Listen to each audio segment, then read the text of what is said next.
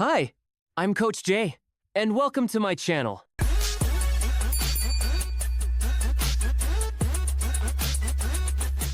Disclaimer o paalaala. All content shared here reflects my personal opinions and perspectives only. Ang lahat ng nilalaman ay batay sa aking sariling pananaw at opinyon. This is intended for entertainment and informational purposes lamang at hindi dapat ituring bilang professional advice. Ang pag-iingat ng manonood ay kinakailangan. Hey job hunters, listen up! Hindi madali ang maghanap ng work. Today, we're diving into the real deal.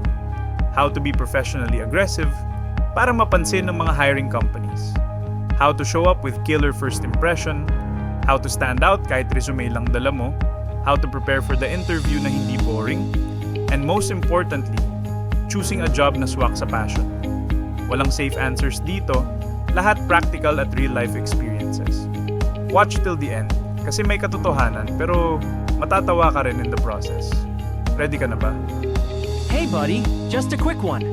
If you like it here, please subscribe and follow me for more videos. Alam mo, ang job hunting sa Pinas ay parang love life. Kung passive ka, wala kang makukuha. Kung aggressive ka, baka ikaw pa ang pipiliin. Ang problema, karamihan sa mga bagong applicants, parang nagtatapon ng papel sa hangin. Resume dito, CV doon, tapos maghihintay ng milagro. Hindi ganyan ang laban. Kung gusto mong mapansin, kailangan mong magpakita ng personality at magdala ng kakaibang energy. Hindi sapat ang Dear HR, please consider me.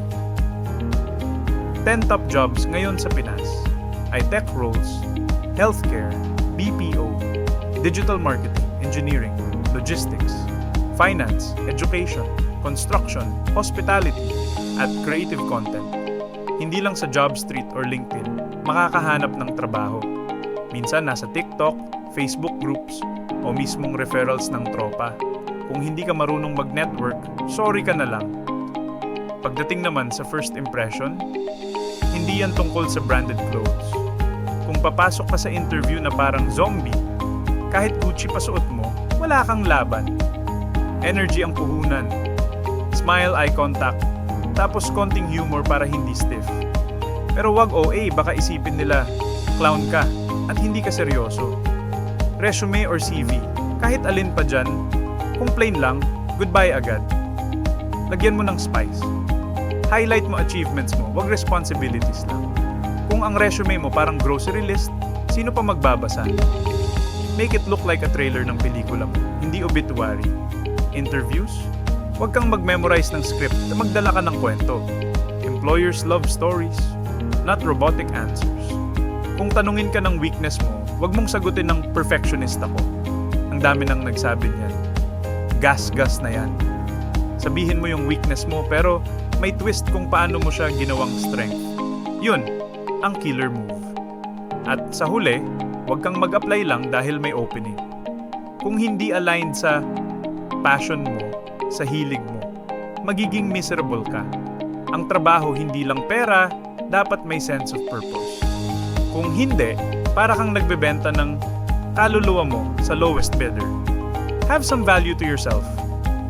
Final message. Ang sweldo na uubos, pero ang passion, yun ang nagbibigay ng fuel. Huwag kang gumising araw-araw na parang preso. Gumising ka na parang in love ka.